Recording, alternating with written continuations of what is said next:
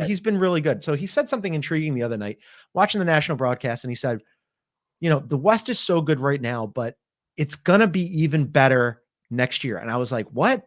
And I thought about it and I was like, oh Lord, he's right. And we started going through it, you and I, about this Western Conference, and it's set up to be even better than it is this season for the next few seasons. So I love that Myers brought this up, because a GM brought this up to me this week in a conversation. And his point was every team is trending in the right direction. In some cases, really promising directions. He brought up Houston as an example, and obviously the Thunder, who are already at or near the top of the conference. Every team is heading in the right direction. Every single one, 14 of them, other than the Portland Trailblazers. And then sort of walk me through why, poor Portland, by the way, catching strays, other than the Trailblazers. And I guess if you're in Portland, you can make an, I don't think Joe Cronin's done a great job as the GM. Obviously with Scoot, it hasn't worked out, but outside, take those guys aside, there is a really strong, literally, John, for every single team to be a contender in the years ahead. And I guess if you want to quibble, the Warriors and the Lakers, their argument is however long they have LeBron, AD on one, with the Lakers and Steph with the Warriors, but that's still the reality. And we saw 3 years ago the Warriors lose in the play-in a couple times and come back and win a championship. So 14 of those teams like where they are and are trending in pretty good directions. So some of those teams at the bottom. It's crazy. Yeah, I want to go through some of these teams and just spend a little time on this, because we've spent I have spent a lot of time celebrating the Oklahoma City Thunder this season, and rightly so. They're still at the top of the Western Conference along with the Denver Nuggets. They're the youngest team in the NBA. SGA is a legit MVP contender right now, and I've lost track, something like 48 picks. It's outrageous. They're probably going to get the Rockets pick this year too, which is 1-4 protected. And we're going to talk about the Rockets in a second, but they're loaded. The Timberwolves still hanging in there. The Clippers is one where I go, maybe they might be worse next year. It's interesting. And that comes down to whether or not there's some, as we've discussed on the podcast this week, there's some noise about maybe Paul George will go somewhere else, but I just don't see a scenario having paid Kawhi. They can't replace the way the cap works. They're not going to be able to replace Paul George's salary and go find even a remotely similar level player if they let him go somewhere else. So I think PG's got them over a barrel. And my guess, talking to some folks, is that the reports about maybe Paul George going to your Sixers or somewhere else, maybe it's true, but the sort of speculation from people I talked to yesterday was this is leverage. This is what agents do, right? You make sure that there's fear for the Clippers. So I'm with you on the Clippers, but I think PG's back next year. That's the expectation I've heard. And again, are they going to win the whole thing? I don't know, but that's a pretty good basketball team if all those guys are healthy and all those guys are back. Well, and I haven't looked at this, and maybe producer Aaron can help me out in the chat as we do this, but where would the Clippers be, though, if they max out PG? I mean, where does that put them into the tax? Because the Sixers, and again, we mentioned this on the Wednesday pod, you and I, if they go after PG, and he's got a player option next year for $48.7 million, the Sixers could have as much as $65 million in cap space if they do a whole bunch of things, which would be renouncing the rights to their free agents, which would be Hield and Melton and Batum. They'd also have to lose in the first round, which would make Paul Reed's contract non-guaranteed. Right. And that's the reason why they haven't given Maxey his extension yet, because that way his cap hold is less. There's a whole bunch of different cap maneuvers that they can move here. They could sign PG to a max and still have money left over. I wonder what it would do to the Clippers. It would push them into the second apron if they. Is it the second apron? All right, because I was going to say that's the other thing that rival GMs will tell you about the Clippers is that sort of talk among general managers is most owners, if you're a GM, will blame you for the decisions that they encourage you to make. Right, like a lot of bosses, they'll throw you under the bus, but Ballmer's not like that, and the view is that he is willing to spend money. He's the guy that I'm told that wanted Kawhi and Paul George. And if it's the second apron, and they redid some of these things right in the collective bargaining agreement to make it more punitive, and that works for guys, for owners who are worried about that. The understanding that I have from the Clippers and from people outside the Clippers is Steve Ballmer doesn't care. He's got 20 or 30 or 40 billion dollars in the bank, and whatever it is, he'll pay it.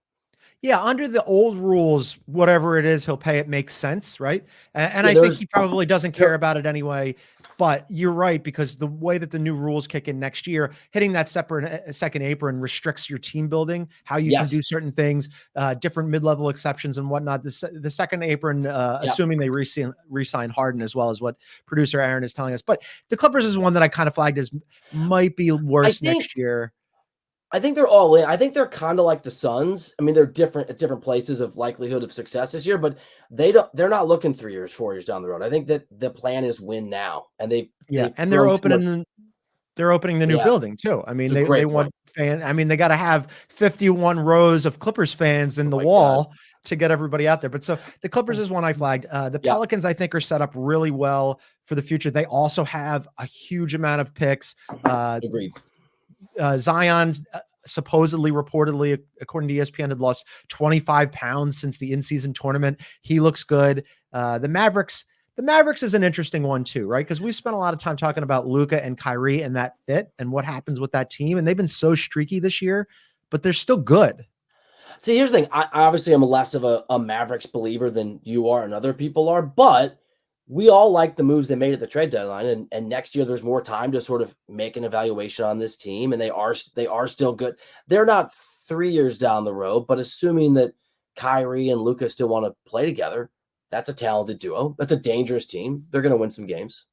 They The still only, need help defensively for sure. I'm gonna, they're going to get I don't know why I'm being nice. They're going to get passed by so many of the teams that we're about to talk about. Well, that's what's coming. I'm going down the standings here Yeah. through these teams, Forget and what I it just gets said. way The more Mavericks are- interesting the lower that we go because It does. we know what the Suns want to try to do. We'll see if it's going to be successful with their big three, but they still are really thin in terms of their depth. The Kings, we've mentioned a lot, are an excellent offensive team, but beyond Sabonis and Monk and De'Aaron Fox, they're terrible defensively. And then what do you do to build that roster up during the offseason? And The Monk probably Lakers, won't be here next year. Just if I can add, he's been great, yeah, and he's probably yeah, going to be somewhere else. He's going to be six somewhere man else. of the year candidate. Yeah. He's had a great season. He's going to get paid in the offseason. We'll see what the Lakers do. They decided not to move at the trade deadline, and they could have as many as 3 first-round picks that they can move this offseason. And maybe, as you've mentioned, they could be in on Donovan Mitchell. And then you get to the Warriors in that 10 spot.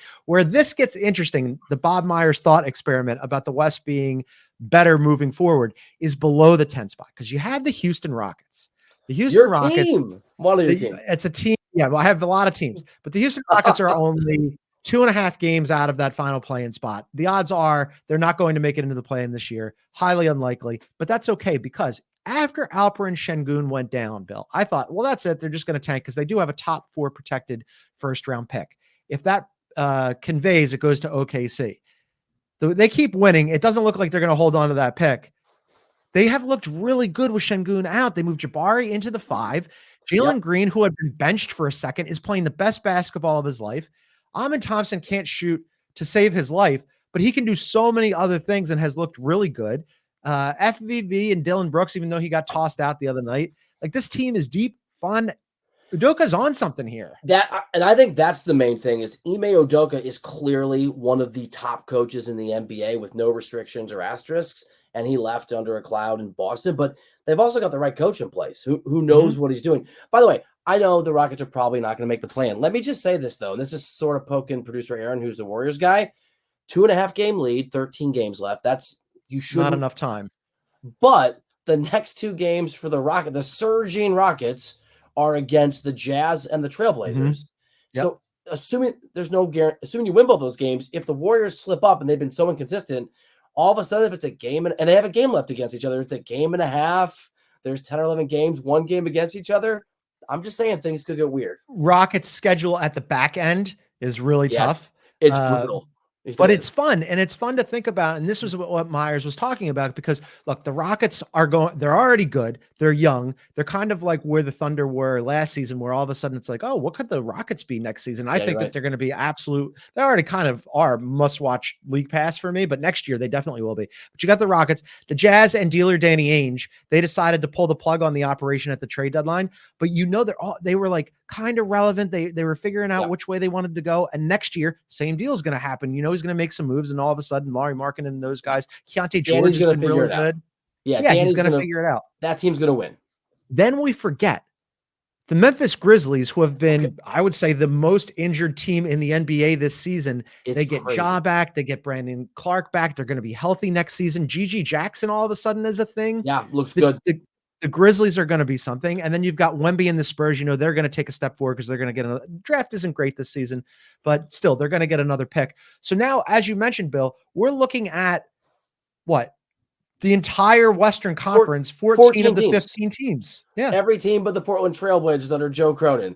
And what's really, there's a lot, by the way, let me say this too, because you and I have disagreed on Minnesota, Oklahoma City. I guess I'm skeptical this year, their deep runs. And I had Jeff Zilgett, my good buddy, you know, Jeff from USA Today, who had the same sort of old school take on the radio show today. But Jeff pointed out, and he's right, whatever you think about this year with the Timberwolves and the Thunder, they're going to be, I think, awesome.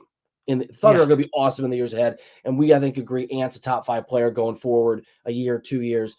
Then you take in the fact that Memphis, as this GM pointed out, he thinks that they're one of the best teams, at least in the Western Conference, if they're fully healthy. If you're the Lakers and the Warriors and you're the Suns and to a degree the Mavs, and you've basically bet on, and I guess the Clippers, you bet on now, and to varying degrees, it's a lot of pressure that, and this is the GM's point, not mine, a lot of pressure on those teams who sold their owners. We're going to try to win now. And if you're not winning now, it's not like there's a safety net. It is about, to your point, to get really, really hard. Just to be in the play-in is going to be hard. The future for these older teams is not looking good at all because, I mean, you mentioned the Thunder, you know, and we've got Wemby coming up and the Rockets coming up and whatever. The Thunder are already good, really good right now. And Presti hasn't made his big move yet. He's got all these picks that he can just throw at somebody for a massive star. It's the West is absolutely outrageous.